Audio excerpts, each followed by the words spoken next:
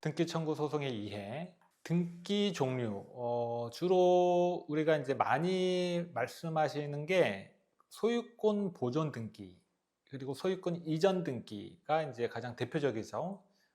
보존 등기는 미등기 토지, 그리고 신축 건물의 처음으로 하는 등기를 보존 등기라고 하고요. 이전 등기는 말 그대로 이전되는 거예요. 소유권이 넘어가는 거죠.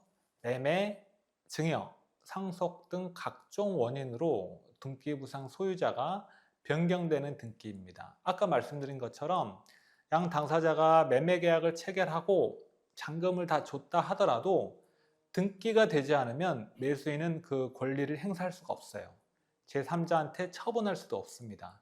그게 이제 강학적으로 물권 변동은 등기를 해야 효력이 발생한다. 물권적인 권리가 변동되기 위해서는 등기를 해야 된다라는 거죠.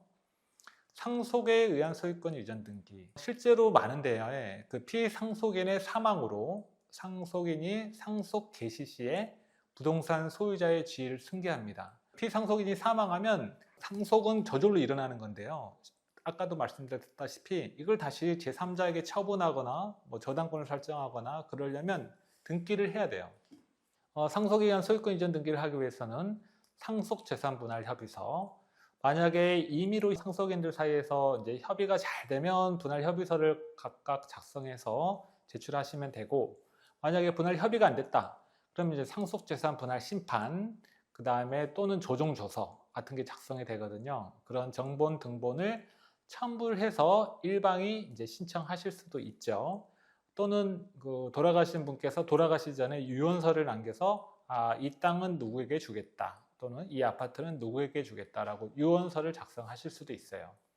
그리고 피상속인이 너무 채무가 많으셨다, 우리 아버지께서 물론 재산도 좀 있으시지만 빚이 너무 많았다라고 하면 이제 상속 포기를 할 수가 있거든요. 그런 상속 포기 신고 수리, 심판서 등을 첨부를 하면 상속에 의한 소유권 이전 등기를 신청할 수가 있습니다.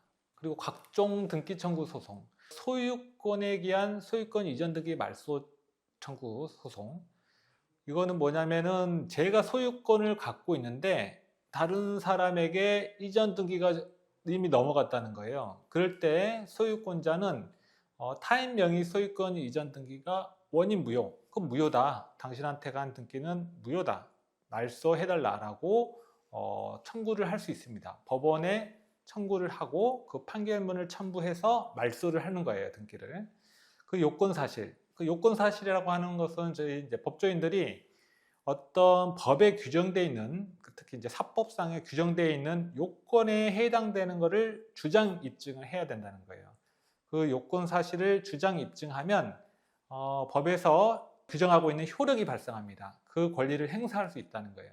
민사재판은 사실 좀 수학 공식하고 비슷한 부분이 있어요. 민사재판을 할 때 법에서 규정하고 있는 요건 사실에 맞게 내가 주장을 하고 거기에 대한 증거를 붙이면 그게 입증이 됐다고 봐서 제 주장을 법원에서 받아줍니다. 그게 이제 요건 사실의 공식이라는 게, 원고 소유, 실제로 내가 소유하는 거다. 근데 피고에게 소유권 이전 등기가 넘어갔다. 그리고 그 등기는 원인 무효다. 이런 세 가지 사실을 주장하고 입증하면 소유권에 기한 소유권 이전 등기 말소 청구 소송을 진행하실 수가 있고 인용되는 판결을 받을 수 있다는 거죠. 그리고 진정 명의 회복 원인을 위한 소유권 이전 등기 청구 소송. 진정한 소유자가 등기 명의를 회복하는 방법으로 말소를 구하는 것에 가름해서 대체해서 이전 등기를 받는 겁니다. 그러니까 제가 실제 소유자인데 어떤 잘못된 원인으로 제3자가 등기를 가져갔어요. 등기를 마쳤어요. 그러면 제가 말소하라라고 청구할 수도 있고 아니면 나에게 이전하라라고 청구도 할 수 있다는 거예요. 그 요건 사실도 아까 말씀드린 것처럼 원고 소유, 제가 실제 소유자다. 그런데 피고에게 등기가 넘어가 있다. 그리고 그 등기는 원인 무효이다 라는 것을 주장 입증하면은 청구가 인용됩니다. 그리고 이제 시효 취득을 원인으로 하는 소유권 이전 등기 청구가 있어요. 이게 사실 도시에서는 많지 않은 일인데 시골이나 이렇게 한적한 곳에서는 아직도 가끔 일어나더라고요. 그 요건 사실은 20년간 점유입니다.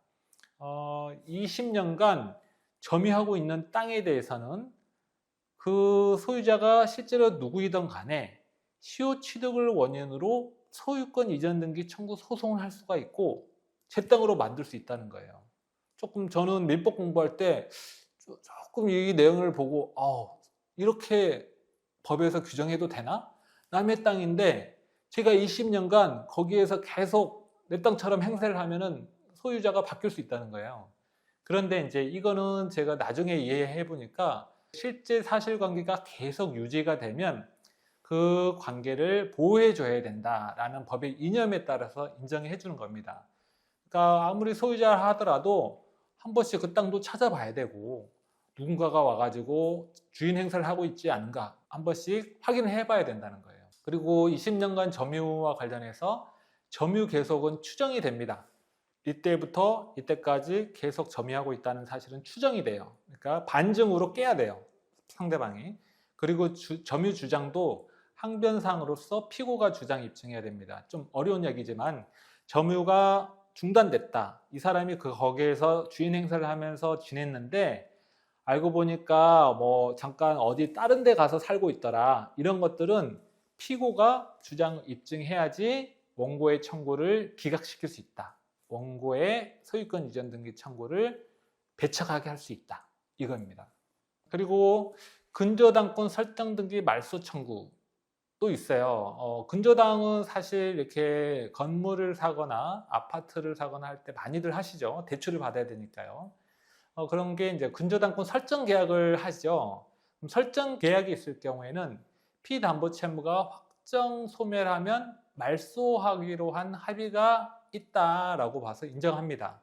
그러니까 제가 예컨대 아파트를 5억 원에 구입을 했다. 그런데 돈이 부족해서 2억 5천에 대해서는 대출을 받았다. 그런데 제가 열심히 일을 해서 2억 5천을 다 갚았다. 그리고 이자까지 갚았다. 그러면 그 근저당권 설정 계약에 따라서 근저당권 설정 등기를 말소할 수 있다. 보통은 해주죠, 상대방이. 그런데 상대방이 어떤 사유로 나 못 해줘, 뭐 원리금 다 변제를 못 받았어 라고 한다면 피고 간에 근저당권 설정 계약을 했습니다. 우리가 그 다음에 피고가 근저당권 설정 등기를 마쳤습니다. 그리고 제가 다 변제를 했습니다 라는 걸 주장 입증을 하면 그 등기를 말소해 준다, 법원에서. 그런 말씀이고요. 소유권에 따른 경우 가끔 이제 근저당권 설정 계약이 아니고 소유권에 따른 말소 청구를 해야 될 경우가 있어요. 그러니까 근저당권 설정 계약, 채무자와 소유자가 다른 경우예요. 소유자는 소유권에 따른 방해배제 청구로서 말소 청구를 할 수 있습니다. 근데 이 아파트를 제가 샀는데 제 아는 사람, 지인이 채무자로서 담보대출을 받을 수도 있거든요. 그러면 저는 소유자로서 제 소유입니다. 그런데 피고, 보통 은행이죠. 은행에게 근저당권 설정 등기가 맞춰졌습니다. 그리고 그 돈을 빌렸던 그 제3자가 원리금을 다 갚았습니다. 그러므로 말소해 주세요. 저는 은행과 계약은 하지 않았습니다. 하지만 저는 그 소유권자죠. 그러므로 소유권에 따라서 말소 청구를 할 수 있다. 네.